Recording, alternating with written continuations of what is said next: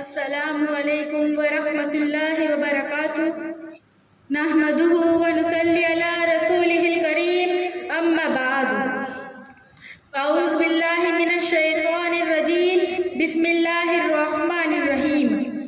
ہماری درسگاہ میں یہ جو استاد ہوتے ہیں، ہماری درسگاہ میں یہ جو استاد ہوتے ہیں، اصل میں یہی قوم کی بنیاد ہوتے ہیں۔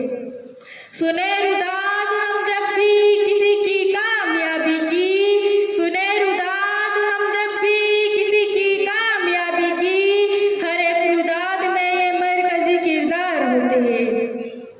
یہ رکھتے ہیں ایسے علم کی ہر راہ کو روشن، یہ رکھتے ہیں ایسے علم کی ہر راہ کو روشن، یہ ہمیں منزل پر پہنچا کر کتنے شاد ہوتے ہیں۔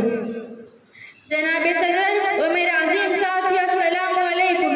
آج میری تقریر کا موضوع ہے استاد کا مقام۔ جب مجھے یہ موضوع ملا تو میں سوچ میں پڑ گئی کہ شاید اس موضوع کے ساتھ انصاف نہ کر پاؤں گی۔ بقول شاعر، ادب بھی ایک کرینہ ہے محبت کے کرینوں میں، ادب بھی ایک کرینہ ہے محبت کے کرینوں میں، استاد بھی ایک نگینہ ہے جنت کے نگینوں میں۔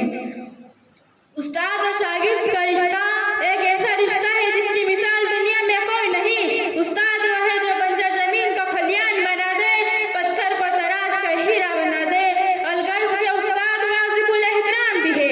امام غزالی نے بھی فرمایا کہ میرے حقیقی باپ نے تو مجھے آسمان سے زمین پر لا دیا، کہ میرے حقیقی باپ نے تو مجھے آسمان سے زمین پر لا دیا، اور میرے روحانی باپ نے مجھے زمین سے آسمان تک پہنچا دیا۔